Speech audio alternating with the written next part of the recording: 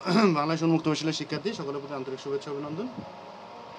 আজকে বাংলাদেশ উন্মুক্ত বিশ্ববিদ্যালয়ে যে সমস্ত শিক্ষার্থী এসএসসি প্রোগ্রামে অর্থাৎ ভর্তি পরীক্ষায় আগামীকাল অংশগ্রহণ করতে যাচ্ছেন, তো সেই সমস্ত শিক্ষার্থীদের জন্য আজকের এই লাইভ ক্লাসটি।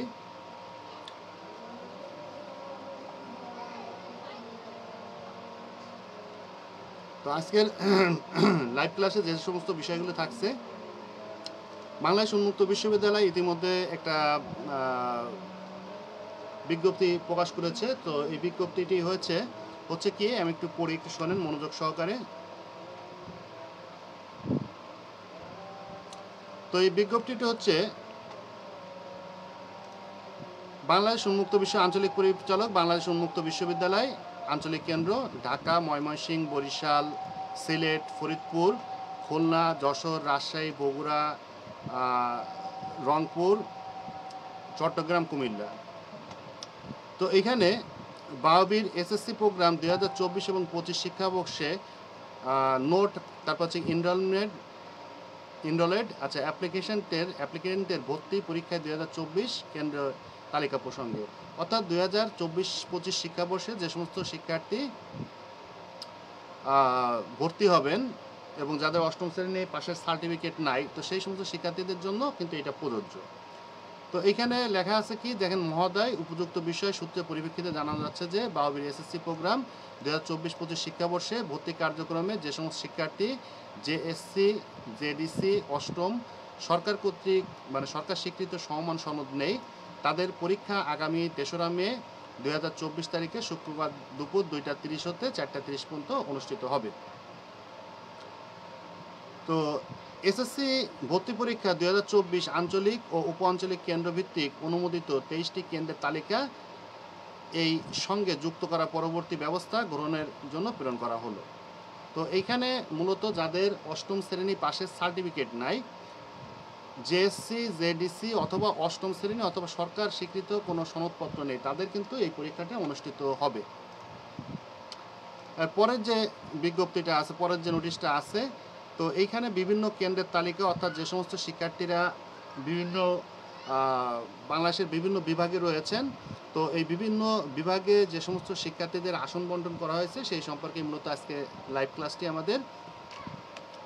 তো এখানে আপনারা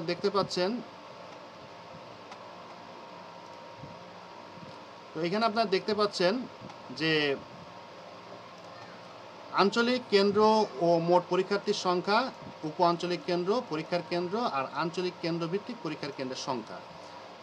এখানে ঢাকা শহরে হচ্ছে গিয়ে আপনাদের ঢাকা আঞ্চলিক কেন্দ্র, শ্রীনগর উপ আঞ্চলিক কেন্দ্র, নরসিংদী উপ আঞ্চলিক কেন্দ্র, ধামরাইল উপ আঞ্চলিক কেন্দ্র, মানিকগঞ্জ উপ আঞ্চলিক কেন্দ্র, নারায়ণগঞ্জ উপ আঞ্চলিক কেন্দ্র আর মুন্সিগঞ্জ উপ আঞ্চলিক কেন্দ্র। তো এইগুলো হচ্ছে গিয়ে এইখানে খেয়াল করেন, একটু ভালো করে একটু দেখেন। তো এইখানে এই যে তিনটা, ঢাকা আঞ্চলিক কেন্দ্র, শ্রীনগর উপ আঞ্চলিক কেন্দ্র এবং নরসিংদী উপ আঞ্চলিক কেন্দ্র, তো এই তিনটা কেন্দ্রের পরীক্ষা অনুষ্ঠিত হবে রাজধানী উচ্চ বিদ্যালয় শেরেবাংলা নগর, ঢাকা জাতীয় সংসদ ভবনের বিপরীতে মানিক মিয়া এভিনিউ। অর্থাৎ এই তিনটা একটু খেয়াল করতে হবে যে এখানে কিন্তু একটু বোঝার আছে, ঢাকা আঞ্চলিক কেন্দ্র, শ্রীনগর এবং নরসিংদী, এই তিনটা উপ আঞ্চলিক কেন্দ্র এবং আঞ্চলিক কেন্দ্রের যে সমস্ত শিক্ষার্থীরা রয়েছেন তাদের পরীক্ষা কিন্তু রাজধানী উচ্চ বিদ্যালয় শেরেবাংলা নগর, ঢাকা জাতীয় সংসদ ভবনের বিপরীত পার্শ্বে মানিক মিয়া এভিনিউতে। এরপরে ধামরাইল উপ আঞ্চলিক কেন্দ্র এবং মানিকগঞ্জ উপ আঞ্চলিক কেন্দ্র, এই দুইটা কেন্দ্রের পরীক্ষা অনুষ্ঠিত হবে হার্ডিংস পাইলট সরকারি উচ্চ বিদ্যালয়। এরপরে নারায়ণগঞ্জ উপ আঞ্চলিক কেন্দ্র এবং মুন্সিগঞ্জ উপ আঞ্চলিক কেন্দ্র, এই দুইটা কেন্দ্রের পরীক্ষা অনুষ্ঠিত হবে Kamar Ali school and college, Shantapur Shibu market সংলগ্ন উপজেলা পরিষদের পাশে নারায়ণগঞ্জ। আর গাজীপুর উপ আঞ্চলিক কেন্দ্রে, এটা হচ্ছে বাওবির মূল ক্যাম্পাস গাজীপুর অনুষ্ঠিত হবে। অর্থাৎ ঢাকায় টোটাল কেন্দ্র সংখ্যা হচ্ছে 1, 2, 3, 4, 4টা হচ্ছে কেন্দ্র সংখ্যা টোটাল ঢাকায়। তো একটু ভালো করে খেয়াল করবেন, এবং পরীক্ষার্থীর সংখ্যা আছে 1669 জন আছে টোটাল পরীক্ষার্থীর সংখ্যা। এরপরে আমরা চলে যাব যশোরে। তো যশোরে এইখানে যশোর আঞ্চলিক কেন্দ্র, ঝিনাইদহ উপ আঞ্চলিক কেন্দ্র, মাগুরা উপ আঞ্চলিক কেন্দ্র, নড়াইল উপ আঞ্চলিক কেন্দ্র, মেহেরপুর উপ আঞ্চলিক কেন্দ্র, কুষ্টিয়া উপ আঞ্চলিক কেন্দ্র এবং চুয়াডাঙ্গা উপ আঞ্চলিক কেন্দ্র। তো এই 6টা, 1টা 2টা 3টা 4টা 5টা 6টা 7টা, এই 7টা আঞ্চলিক কেন্দ্র এবং উপ আঞ্চলিক কেন্দ্রের পরীক্ষা হবে মধুসূদন তারা প্রসন্ন বালিকা মাধ্যমিক বিদ্যালয় ও কলেজ, যশোর সদর। এখানে মোট 1টা কেন্দ্র, মানে সবগুলো স্কুলের মানে সবগুলো আঞ্চলিক কেন্দ্রে এবং উপ আঞ্চলিক কেন্দ্রের পরীক্ষা যশোরে অনুষ্ঠিত হবে হচ্ছে গিয়ে এই মধুসূদন তারা প্রসন্ন বালিকা মাধ্যমিক বিদ্যালয় কলেজ, যশোর সদরে। আচ্ছা, এরপরে আছে হচ্ছে গিয়ে রাজশাহী। তো রাজশাহীতে এখানে 2টা কেন্দ্র পরীক্ষা অনুষ্ঠিত হবে। এখানে হচ্ছে গিয়ে রাজশাহী আঞ্চলিক কেন্দ্র, চাপাই নবাবগঞ্জ উপ আঞ্চলিক কেন্দ্র। এই 2টা কেন্দ্রের পরীক্ষা অনুষ্ঠিত হবে নবাবগঞ্জ সরকারি বালিকা উচ্চ বিদ্যালয়, চাপাই নবাবগঞ্জ। এবং নওগাঁ উপ আঞ্চলিক কেন্দ্র, পাবনা উপ আঞ্চলিক কেন্দ্র, নাটোর উপ আঞ্চলিক কেন্দ্র, এই 3টার পরীক্ষা অনুষ্ঠিত হবে পাবনা জেলা স্কুল, পাবনা। তো এখানে মোট পরীক্ষার কেন্দ্রের সংখ্যা হচ্ছে 2টি। তো এখানে মোট পরীক্ষার্থীর সংখ্যা হচ্ছে 359 জন। এরপরে ময়মনসিংহ।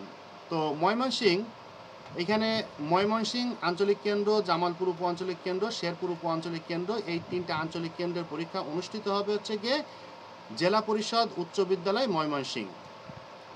আর নেত্রকোনা উপ আঞ্চলিক কেন্দ্র, টাঙ্গাইল উপ আঞ্চলিক কেন্দ্র এবং মধুপুর উপ আঞ্চলিক কেন্দ্র, এই 3টার পরীক্ষা অনুষ্ঠিত হবে টাঙ্গাইল বালিকা উচ্চ বিদ্যালয়, টাঙ্গাইলে অনুষ্ঠিত হবে। এবং কিশোরগড় উপ আঞ্চলিক কেন্দ্র, যে পরীক্ষা উপ আঞ্চলিক কেন্দ্র রয়েছে, এটার পরীক্ষা অনুষ্ঠিত হবে কিশোরগঞ্জ সরকারি বালক উচ্চ বিদ্যালয়, কিশোরগঞ্জে। এবং এইখানে মোট পরীক্ষার্থীর সংখ্যা হচ্ছে 402 জন। এরপর হচ্ছে ফরিদপুর আঞ্চলিক কেন্দ্র, 5 নম্বর যেটা রয়েছে ফরিদপুর আঞ্চলিক কেন্দ্র। তারপর হচ্ছে গিয়ে রাজবাড়ী উপ আঞ্চলিক কেন্দ্র এবং মাদারীপুর উপ আঞ্চলিক কেন্দ্র এবং শরীয়তপুর উপ আঞ্চলিক কেন্দ্র, এই 4টা কেন্দ্রের পরীক্ষা অনুষ্ঠিত হবে হচ্ছে গিয়ে ফরিদপুর উচ্চ বিদ্যালয়, ফরিদপুরে অনুষ্ঠিত হবে। এবং গোপালগঞ্জ উপ আঞ্চলিক কেন্দ্রে এখানে আছে SM মডেল সরকারি উচ্চ বিদ্যালয়, গোপালগঞ্জ। তো এইখানে আসন সংখ্যা হচ্ছে কি, মানে কেন্দ্র সংখ্যা হচ্ছে 2টি এবং পরীক্ষার্থীর সংখ্যা হচ্ছে 231 জন। এরপরে 6 নম্বরে আছে বরগুনা উপ আঞ্চলিক কেন্দ্র, ভোলা উপ আঞ্চলিক কেন্দ্র এবং ঝালকাঠি উপ আঞ্চলিক কেন্দ্র, পটুয়াখালী উপ আঞ্চলিক কেন্দ্র, পিরোজপুর উপ আঞ্চলিক কেন্দ্র, বরিশাল উপ আঞ্চলিক কেন্দ্র। তো এইখানে পরীক্ষার্থীর সংখ্যা টোটাল 58 জন আছে এবং এদের পরীক্ষাটি অনুষ্ঠিত হবে BM স্কুল, বরিশাল। এবং এইখানে কেন্দ্র সংখ্যা কয়টি? 1টি। এরপরে কুমিল্লা আঞ্চলিক কেন্দ্র, ব্রাহ্মণবাড়িয়া উপ আঞ্চলিক কেন্দ্র, দাউদকান্দি উপ আঞ্চলিক কেন্দ্র, এই 3টা কেন্দ্র এবং ফেনী উপ আঞ্চলিক কেন্দ্র, এই 4টা উপ আঞ্চলিক কেন্দ্রে যে সমস্ত শিক্ষার্থী রয়েছেন আন্ডারে, তাদের পরীক্ষা অনুষ্ঠিত হবে সুব্রাতি শাহজাদি মেমোরিয়াল উচ্চ বিদ্যালয়, নোয়াপাড়া, কুমিল্লায় অনুষ্ঠিত হবে। এবং লক্ষ্মীপুর উপ আঞ্চলিক কেন্দ্র, চাঁদপুর উপ আঞ্চলিক কেন্দ্র, এই 2টা কেন্দ্রের পরীক্ষা অনুষ্ঠিত হবে কলেজিয়েট উচ্চ মাধ্যমিক বিদ্যালয়, লক্ষ্মীপুর সদর, লক্ষ্মীপুর। আর নোয়াখালী উপ আঞ্চলিক কেন্দ্র, এখানে হচ্ছে অরুণচন্দ্র হাই স্কুল, নোয়াখালী সদর, এইখানে নোয়াখালী উপ আঞ্চলিক কেন্দ্রের শিক্ষার্থীদের পরীক্ষা হবে। এবং কুমিল্লায় মোট পরীক্ষার্থীর সংখ্যা আছে 594 জন এবং কেন্দ্র সংখ্যা 3টি।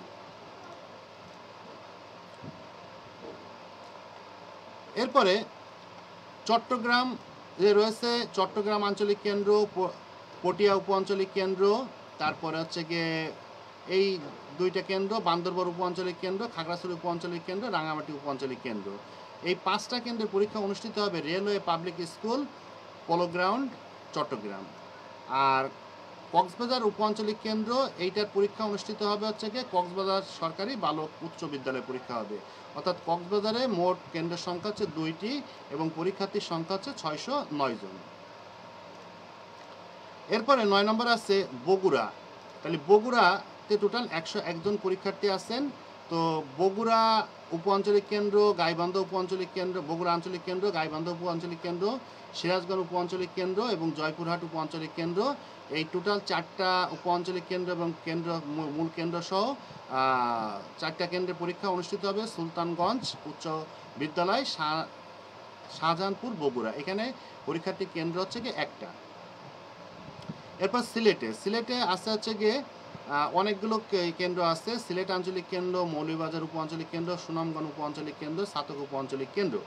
তো এই 4টা উপ আঞ্চলিক কেন্দ্র এবং মূল কেন্দ্র সহ 4টা কেন্দ্রের পরীক্ষা অনুষ্ঠিত হবে প্রগতি উচ্চ বিদ্যালয়, বদিকোনা, দক্ষিণ সুরমা, সিলেটে। এবং হবিগঞ্জ উপ আঞ্চলিক কেন্দ্রে পরীক্ষা অনুষ্ঠিত হবে হবিগঞ্জ সরকারি উচ্চ বিদ্যালয়। তো এখানে পরীক্ষা মানে কেন্দ্র সংখ্যা হচ্ছে 2টি এবং পরীক্ষার্থীর সংখ্যা হচ্ছে 266 জন। এরপরে 11 নম্বরে কি আছে? 11 নম্বরে আছে হচ্ছে রংপুর আঞ্চলিক কেন্দ্র, কালীগঞ্জ উপ আঞ্চলিক কেন্দ্র, কুড়িগ্রাম উপ আঞ্চলিক কেন্দ্র, লালমনিরহাট উপ আঞ্চলিক কেন্দ্র। তো এইখানে টোটাল আছে হচ্ছে 1টা 2টা 3টা 4টা, এই 4টা কেন্দ্রে পরীক্ষা অনুষ্ঠিত হবে হচ্ছে গিয়ে 4টা কেন্দ্র, এবং সাথে আরও আছে নীলফামারী উপ আঞ্চলিক কেন্দ্র, সৈয়দপুর উপ আঞ্চলিক কেন্দ্র, দিনাজপুর উপ আঞ্চলিক কেন্দ্র, ঠাকুরগাঁও উপ আঞ্চলিক কেন্দ্র, পঞ্চগড় উপ আঞ্চলিক কেন্দ্র। অর্থাৎ এখানে মোট কেন্দ্রের সংখ্যা হচ্ছে গিয়ে রংপুর আঞ্চলিক কেন্দ্র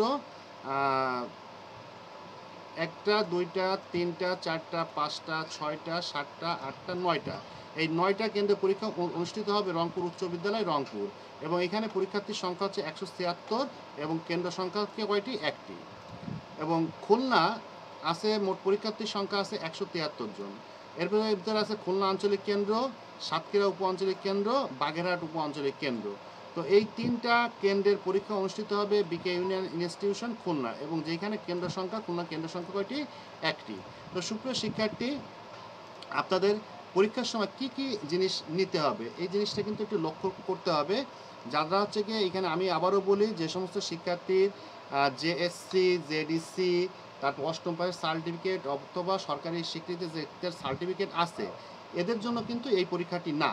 যাদের এইগুলো নাই, অর্থাৎ জেএসসি, জেডিসি, অষ্টম পাস অথবা যে কোনো স্বীকৃত সরকারি প্রতিষ্ঠান থেকে সার্টিফিকেট নাই, তাদের জন্যই কিন্তু এই পরীক্ষাটা অনুষ্ঠিত হবে।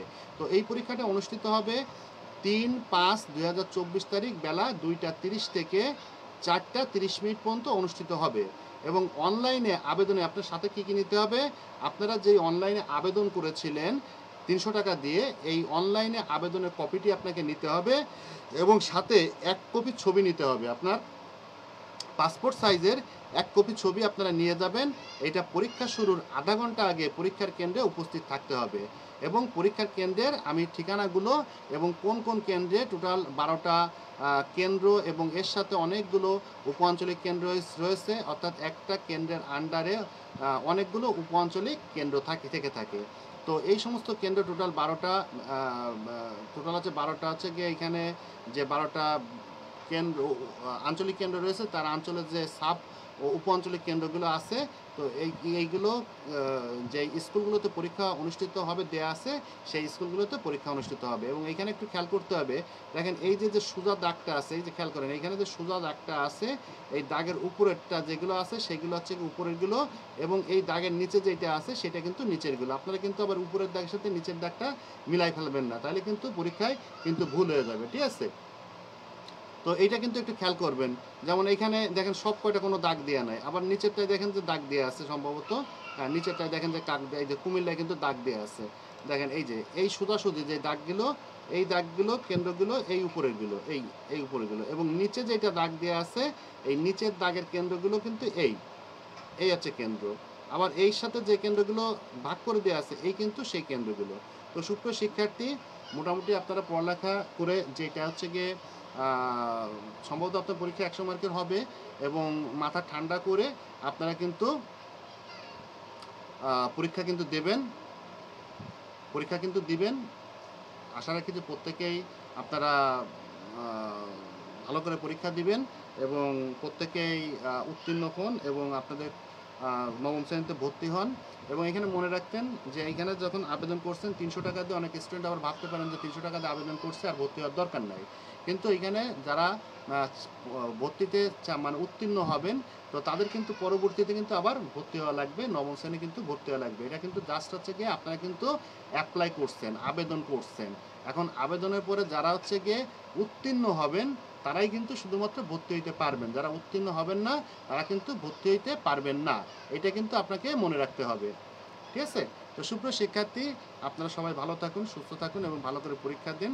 আশা করি প্রত্যেক শিক্ষার্থী ভালো করবেন এবং নবম শ্রেণীতে ভর্তি হন, এবং ভর্তি হয়ে আপনারা ক্লাস করেন, এবং সাথে সাথে আমাদের অনলাইন ক্লাস এবং সাজেশন বা হ্যান্ড নোটের প্রয়োজন হলে আমাদের সাথে যোগাযোগ করেন। পুরো ক্লাসটি অনুষ্ঠিত হলো উন্মুক্ত কোচিং সেন্টার সৌজন্যে। ধন্যবাদ, সকলে ভালো থাকবেন, সুস্থ থাকবেন এই কামনায় ধন্যবাদ।